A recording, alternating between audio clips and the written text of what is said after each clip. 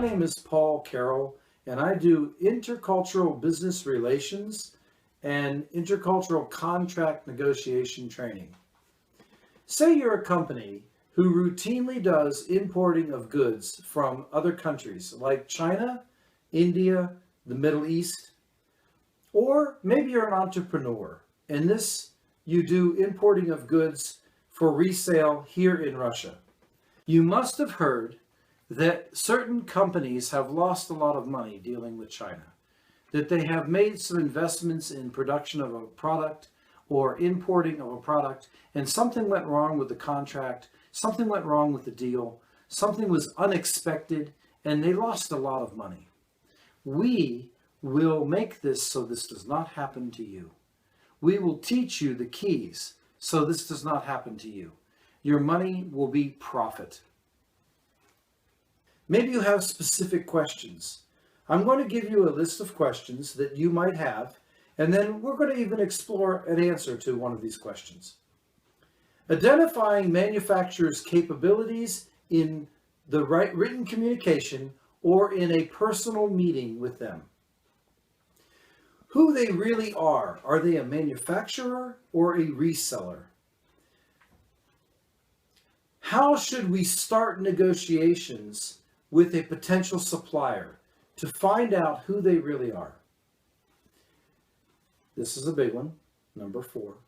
How to tell the fair market price of a particular Number 5, product. Rules for preparing for negotiations in person. What do you expect?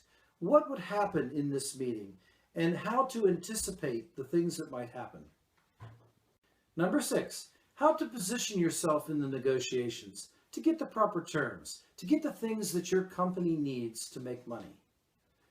This is a two-edged sword, actually. You need to have a certain amount of confidence, but you don't want to be overconfident or ruin the deal with too much confidence. So there's a balance here. What happens when you have to ask the uncomfortable questions? When certain questions that you need to ask to find out certain information make you feel uncomfortable.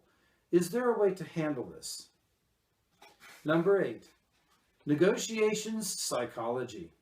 It is extremely important to figure out the correct way to get the favorable terms and actually use power to make your company money.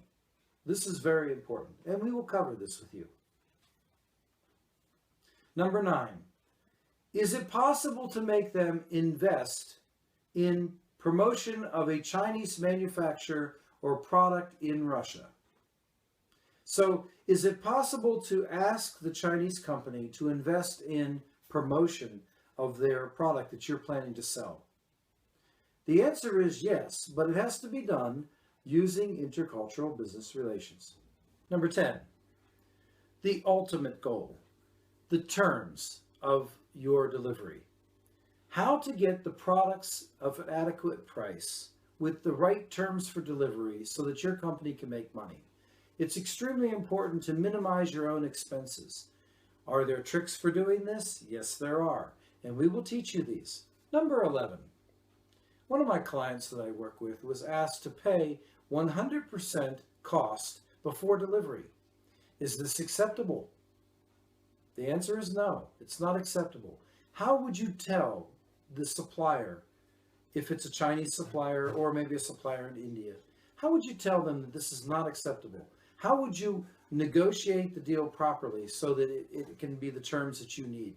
Number 12, you've contacted a few companies that you want to go to China to meet, for instance. How should you get ready for this and prepare yourself to meet these people? In what ways do you need to evaluate them? And most importantly, should you mention to them that you're going to meet multiple companies or not? We will answer all these questions for you. There is certain tricks and certain ways that this can be used to your advantage, and we would like to explain this to you. First, before we go into that question, I would like to explain our goal here at GIBR is to give you the keys so that when you're actually in the negotiation process, that you're able to understand deeply what's going on and find your own answers to questions that might arise that we don't cover specifically.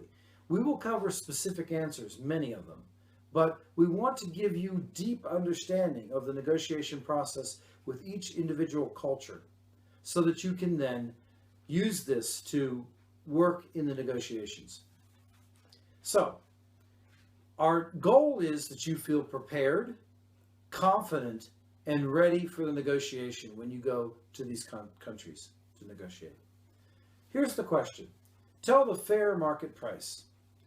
First of all, this is something that you're not going to be able to understand in the first day of your investigation.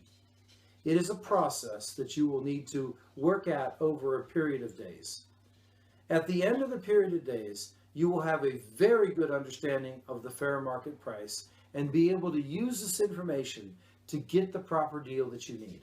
First, it's important that you make a notebook and take the specific product that you want to import into Russia. Get every single detail of this product down on the paper with dimensions, the material that it's made out of, and most importantly, the specifications of how long it's supposed to last. All these things should be thought of very carefully, and everything that you can think of to write down on the paper as far as questions to ask, you need to have this down. When you contact the manufacturer, you should not be shy in asking these questions, but ask for deep understanding of each individual question that you have. Once you have all this down, then you should ask, of course, about the price, and don't forget to ask about shipping. This can often affect price greatly, and it also affects the amount of the material that you get into Russia without damage. So be mindful of this when you start the negotiation process and start to actually ask questions. Okay. Let's talk deeper about the shipping issue. So we've got the price for the product that they're giving us. But when we're starting to talk about shipping, they could give you a standard shipping ability, but this might not meet your needs. Most Russians, when they start to negotiate to have products shipped here, they think it's all part of the same price. Or maybe there's a standard shipping package that would actually fit their needs. This is not really true. You must be very clear with the manufacturing company how the product is going to be shipped and what are your options. Also, about breakage and damage. This must be very well spelled out and understood by you as the purchaser. I'm sure you know and understand nobody's ever made any real money working for someone else. So you would like to start an import-export business, bringing items into Russia and selling them here, or perhaps bringing them from another country, not just China. We can help you with this. If you want to be a successful entrepreneur, you need to be responsible for the whole negotiation process from beginning to end. This will help you make profits for your company. The negotiation that is done with the Chinese or other countries like India or the Middle East, it's extremely important to get the right profits and the right terms for you to make the deal. So what you need to do is to sign up for our courses. Let us train you how to negotiate and get the proper terms, to not lose the contract or not be shipped something that you did not order. This happens a lot, and we will help you from having this happen. Please come to our free webinar where you'll learn a lot of useful information right away, no cost to you. You'll be able to use this information to help your business today. And then from there, I'm sure you'll want to sign up for our other webinars where we go into deep negotiating techniques with how to get the proper deal and terms to save your profits.